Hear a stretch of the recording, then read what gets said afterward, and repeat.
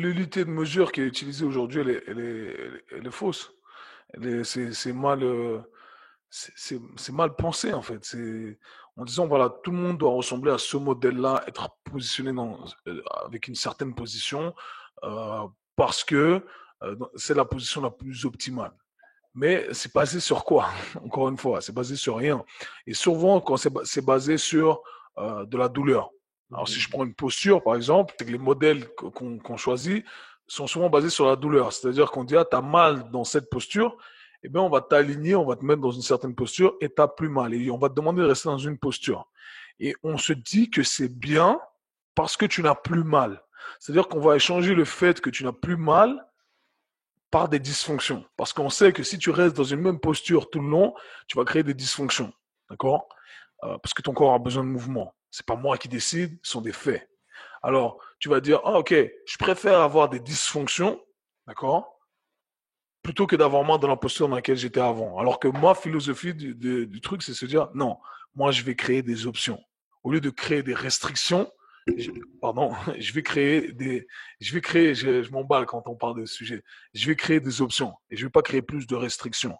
Éventuellement, je veux pouvoir être capable d'aller dans la posture dans laquelle j'étais auparavant sans avoir mal et sortir de cette posture et avoir de la variabilité dans mon mouvement.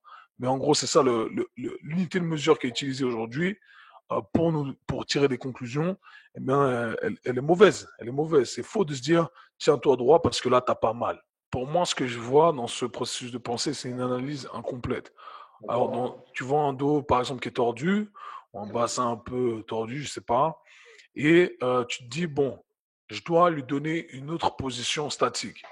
Et cette position statique, elle est basée sur un modèle qui est là depuis un moment et qui dit que c'est le meilleur modèle. Maintenant, mon processus de pensée va être différent. Je vais dire, OK, si je regarde la posture et je me dis, on sait que la posture et la douleur n'ont aucune corrélation.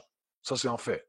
Les gens qui ont des mauvaises postures, entre guillemets, d'accord, euh, et qui n'ont pas de douleur. Il y a des gens qui ont des bonnes postures et qui ont des douleurs, au dos ou autre.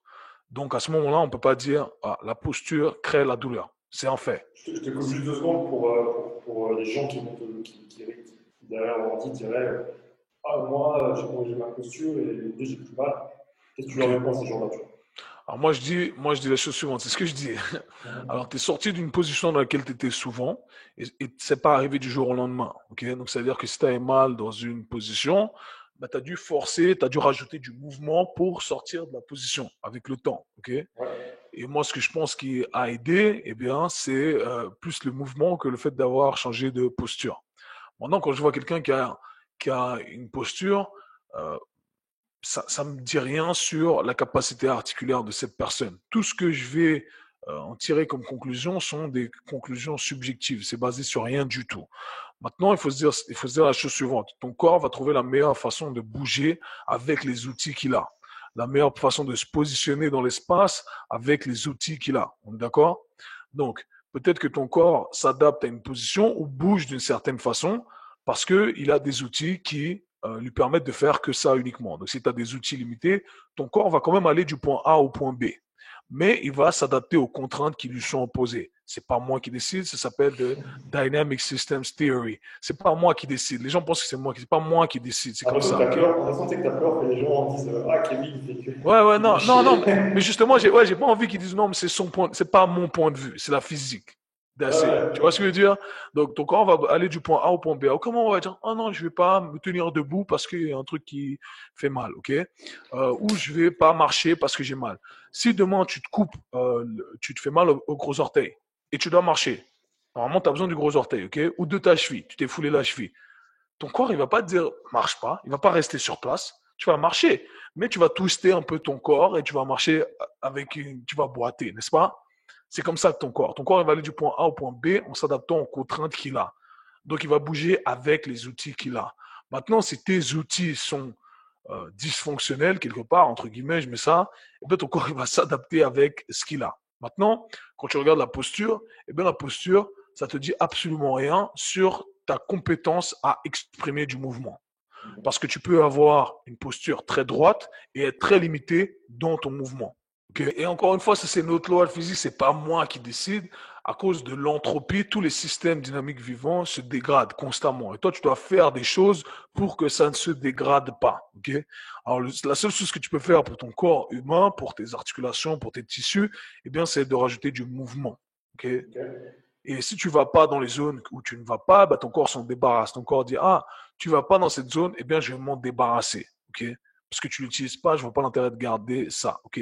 Tu penses à un plâtre, ceux qui ont déjà été dans un plâtre, si tu mets ta main dans ton bras dans un plâtre, tu enlèves ton plâtre, tu arrives à peine à bouger. D'accord? Pourquoi? Parce que tu n'as plus activé ces mécanorécepteurs qui te permettent d'aller dans l'espace.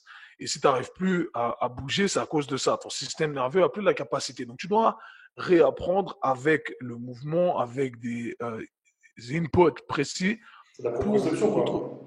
C'est ça en fait, exactement. Et tu dois savoir comment bouger dans l'espace. Et si je te dis maintenant, garde ta colonne vertébrale neutre et la bouge pas, en fait, c'est exactement la même chose que mettre ta colonne vertébrale dans un plâtre. C'est exactement la même chose. Il n'y a absolument rien qui change. Et c'est là où je ne comprends pas pourquoi les gens pensent que c'est la meilleure Ouais. façon de faire les choses. Et comme tu J'avais disais, écouté. arrondi. Ouais, Excuse-moi de finir avec Ah, cela. vas-y. Tu sais, quand tu dis arrondi, ben moi j'ai toujours été, parce que moi je suis un boxeur à la base, j'ai toujours eu le dos très arrondi. Ok. Et Ouais. pourtant, ça ne dit absolument rien sur l'extension de ma colonne vertébrale. Parce que, pour ceux qui savent, Oui, moi j'ai je vu. fais des ponts, je fais tout. Donc ça ne veut absolument rien dire. Encore une fois, on, le mouvement ou une posture, c'est juste une interaction de tes articulations. D'accord? Et ton corps va trouver la meilleure façon de créer cette interaction avec ce qu'il a à disposition. Alors, tout ce qu'on peut faire, nous, c'est voir comment chacune des parties fonctionne de la meilleure façon. Et de cette façon-là, ton corps va trouver la meilleure façon de bouger. Ce n'est pas toi, ce n'est pas moi, ce n'est pas le gars qui se croit super intelligent qui va dire, ah, ça, c'est la meilleure façon de bouger. Non, ton corps sait quelle est la meilleure façon de bouger. Et même le biomécanique, si tu regardes Usain Bolt quand il sprint, eh ben, tu vois, il fait un immense valgus quand il fait son accélération. Pourtant, biomécaniquement De la parlant, hanche. voilà, de la hanche. Ouais. C'est pas la meilleure façon de le faire. Alors maintenant, je vais utiliser l'athlète le plus rapide de l'histoire et dire, hey, ben lui, il a un valgus de la hanche, ok? Il fait une rotation externe, interne extrême de la hanche. Ah ben alors, on doit tous courir comme ça. Tu vois, en fait, c'est ce genre de conclusion concret. Alors que c'est faux. Ton corps va juste trouver le meilleur moyen de faire ce que tu lui demandes, d'accomplir la tâche que tu lui demandes de faire avec ce qu'il a et avec les contraintes qui lui sont posées. Et ça, c'est pas moi qui le dis encore une fois, Dynamic Systems Theory, that's it, physique, c'est pas moi. Donc voilà.